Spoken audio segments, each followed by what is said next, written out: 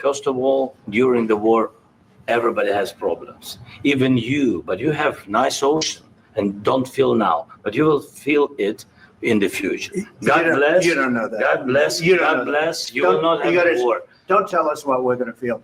We're trying to solve a problem. Don't tell us what we're going to feel. I'm not telling you. Because you're in no position to dictate that. That's exactly what you're doing. You're in no position to dictate what we're going to feel. You're gambling with World War III. And what you're doing is very disrespectful to the country, this country.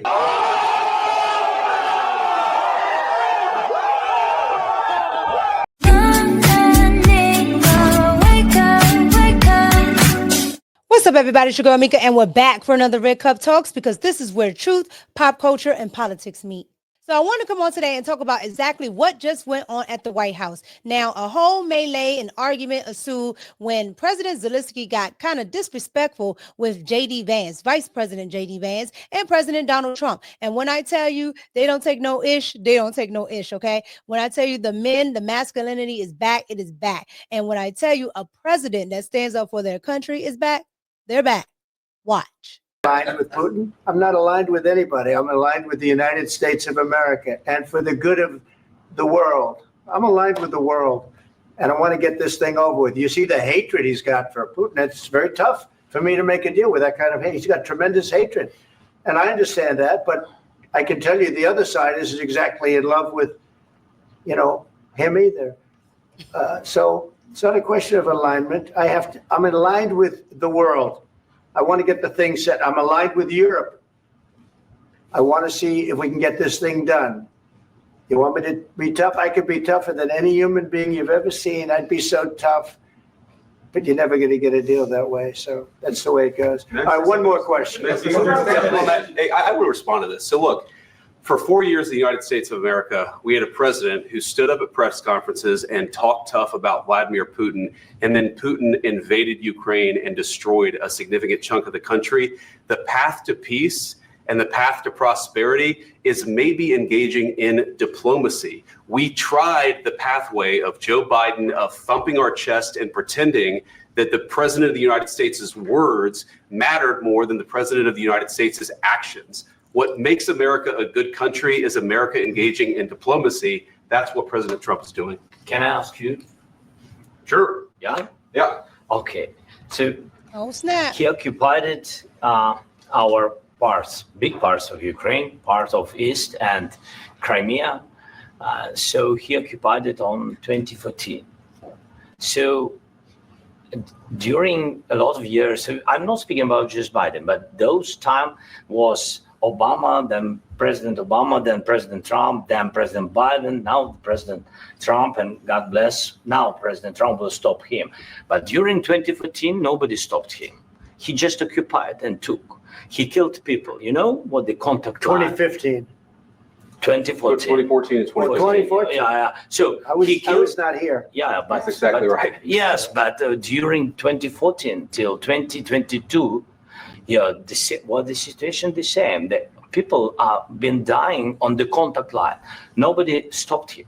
You know that we had conversations with him, a lot of conversation, my bilateral conversation, and we signed with him. Me, like a new president in 2019, I signed with him the deal. I signed with him, Macron and Merkel. We signed ceasefire. All of them told me that he will never go. We signed him with gas contract.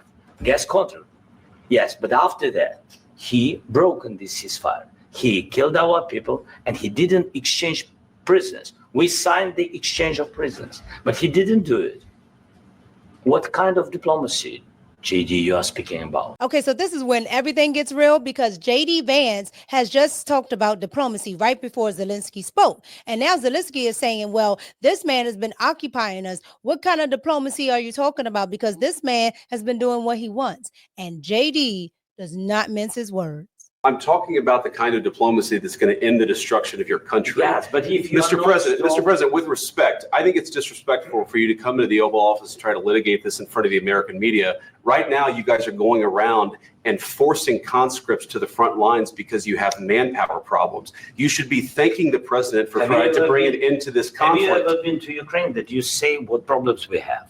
I have been to. Count once. I've actually watched and seen the stories, and I know what happens is you bring them on a propaganda tour, Mr. President. Do you disagree that you've had problems bringing people into your military? And do you think that it's respectful to come to the Oval Office of the United States of America and attack the administration that is trying to prevent the destruction of your country?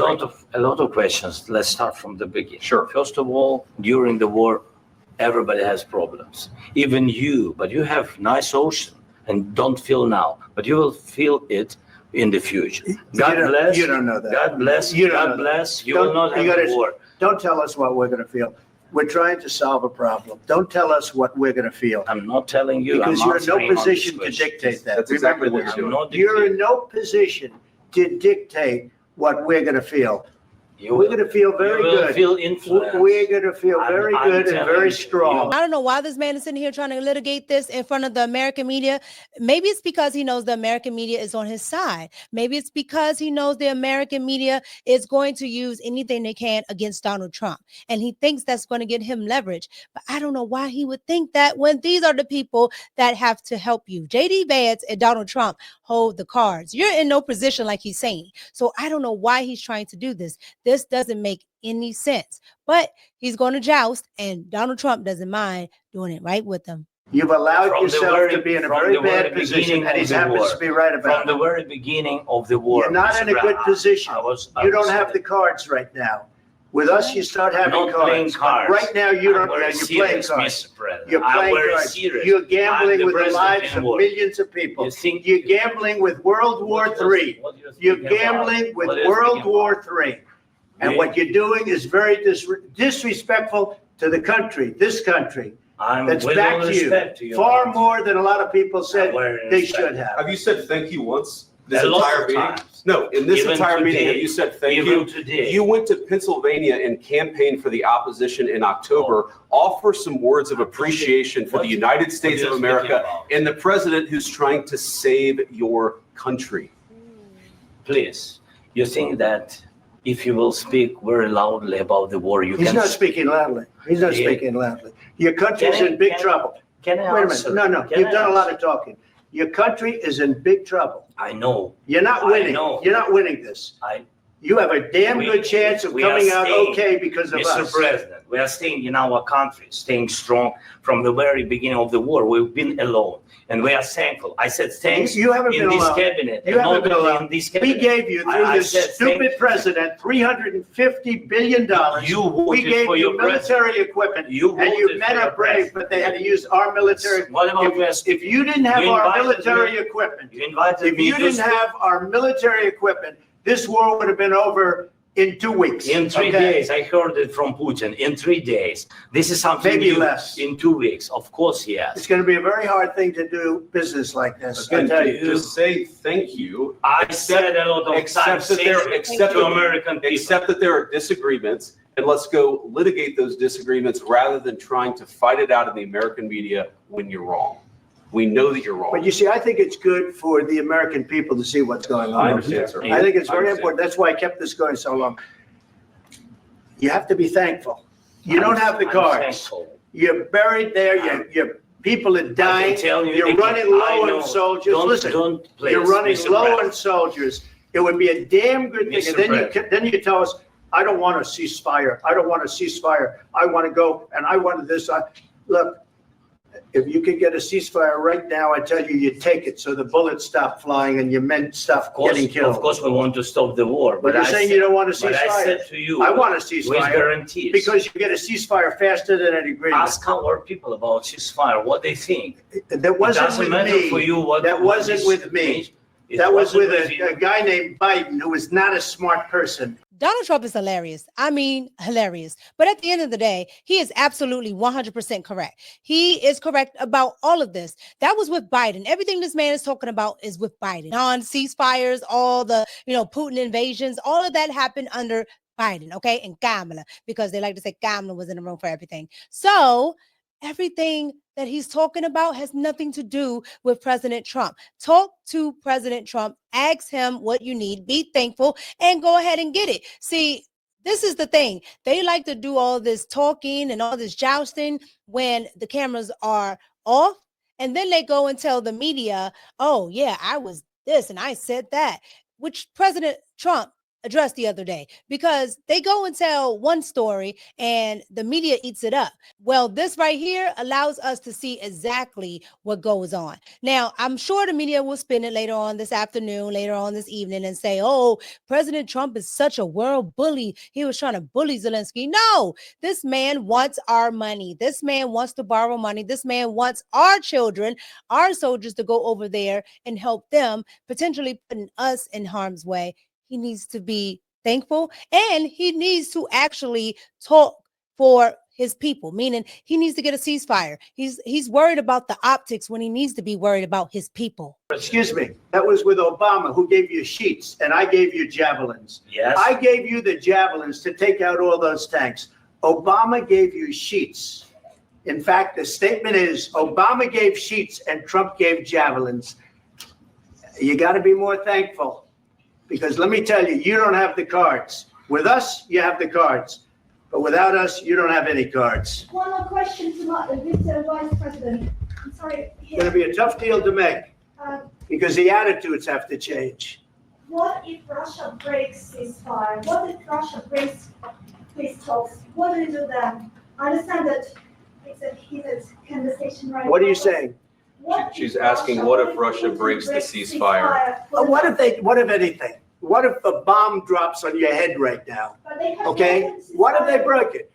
I don't know. They broke it with Biden because Biden, they didn't respect him. They didn't respect Obama. They respect me. Let me tell you, Putin went through a hell of a lot with me. He went through a phony witch hunt where they used him and Russia. You ever hear of that deal? That was a phony Hunter Biden, Joe Biden scam. Hillary Clinton, Shifty Adam Schiff. It was a Democrat scam. And he had to go through that. And he did go through it. We didn't end up in a war. And he went through it. He was accused of all that stuff. He had nothing to do with it. It came out of Hunter Biden's bathroom. It came out of Hunter Biden's bedroom. And laptop. It was disgusting. And then they said, oh, the laptop from hell was made by Russia. The 51 agents. The whole thing was a scam. And he had to put up with that. He was being accused of all that stuff. All I can say is this. He might have broken deals with Obama and Bush, and he might have broken them with Biden. He did, maybe. Maybe he didn't. I don't know what happened. But he didn't break them with me. He wants to make a deal. I don't know if he can make a deal. The problem is I've empowered you to be a tough guy. And I don't think you'd be a tough guy without the United States. And your people are very brave. But you're either going to make a deal or we're out. And if we're out, you'll fight it out. I don't think it's going to be pretty, but you'll fight it out. But you don't have the cards. But once we sign that deal, you're in a much better position. But you're not acting at all thankful. And that's not a nice thing. I'll be honest, that's not a nice thing. All right. I think we've seen enough. What do you think? Donald Trump is absolutely right. This is great for TV, but Donald Trump is also right when it comes to the politics. And the politics of this is you are nothing without the United States. You're asking for our help and we're willing to give you the help, but we need you to do what we're asking you to do. Yes, we need you to get on to a ceasefire. I don't care what happened before. We need you to get on to a ceasefire and then we can start working on a deal. He doesn't want to do that, or he's trying to talk his way around it. And it's just like, sir, you are asking for help. Be thankful for the help that I'm giving you, or you can do this on your own. I think he's coming to the realization that he needs to tone it down. Stop trying to be a tough guy. This is not Biden. This is not Kamala. You're not going to get away with none of that, okay? This is Donald Trump and J.D. Vance. This is the White House. This is masculinity. And this is the United States of America 2025. You guys get down in the comments and let me know what you thought about all of this. This is the first time we're getting like an inside look, inside take of what's really going on in the White House. Like, he kept the cameras rolling Touche. I love it. Let's keep it going. Let's keep the transparency going. Now get on them Epstein files. Pan Bondi, I'm on your neck. I want to see the files. You guys get down in the comments. It's your girl Mika, and I'm out. Peace.